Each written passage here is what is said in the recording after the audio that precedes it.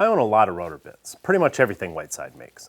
I admit that I don't use them all regularly. Some have only been used once or twice, particularly the large selection of Cove and roundover bits I have. The reason why I have all of those is because I use them to duplicate complex moldings which you just can't make with a single bit in a single pass. A good example is how I use several of these to cut this crown molding to match one on a historic piece of 18th century furniture. My point is, not everyone has a collection of bits as large as mine, but we all have some bits, and that selection will probably continue to grow as you work on new projects and you just require new bit profiles. And the time is going to come when you need something more than a drawer or a box somewhere to store your bits.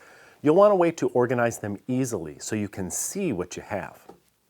Most router bit cabinets consist of rows of evenly spaced holes.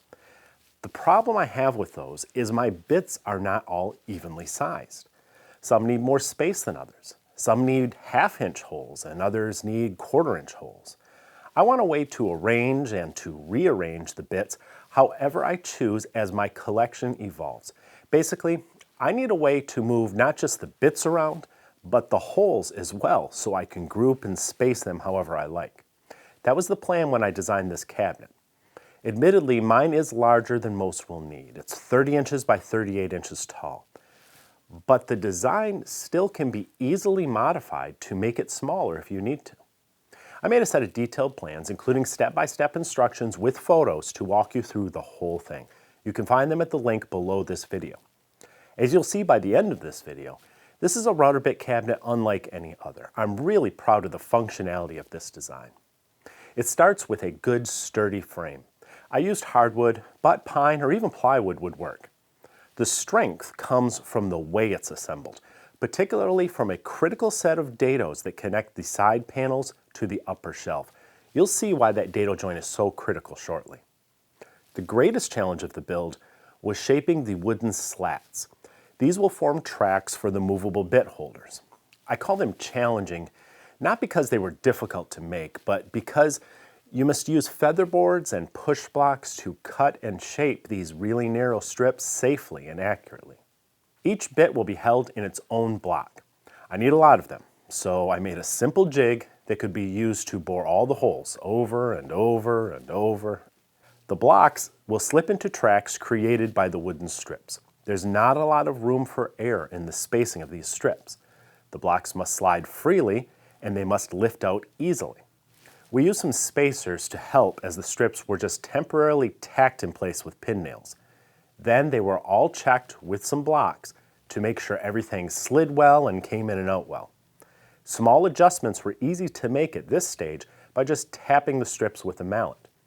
When everything was right, then screws were added from the backside to secure the strips in place permanently. This rack also features a pair of simple drawers for storing accessories in. Because these drawers are so small, I didn't need to dovetail them. Not everything has to be fine furniture. Here's why that dado joint was so critical.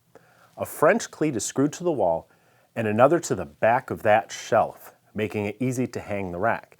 This means that the entire weight of the rack and all of those bits are supported by those two dados at the end of that little shelf. Speaking of bits, the sliding blocks make them really easy to move around, both within their rows, and they pop out quickly if you want to move them to a different row.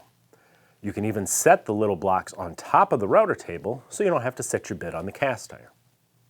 Most of my bits are half-inch, but I could mix in quarter-inch shanks too by simply swapping around the blocks. This rack will then evolve with my collection, and I like that. I've already got it mostly full. And most are Whiteside bits. If you're not familiar, you gotta check them out. They're a small family-owned company who makes bits of exceptional quality here in the USA. I'll link to them below this video. And be sure to check out those plans for this project if you wish to build one for yourself, whether it's big like mine or modified to fit your shop. See you next time. Wait, don't go yet. If you're new here, please subscribe and remember to ring the bell. I would really appreciate that. Give us a thumbs up, or better yet, leave us a comment. I always read them. And be sure to check out the latest issue of Stumpy Nubs Woodworking Journal. It's always packed with tips, tricks, and tutorials designed to make you a better woodworker.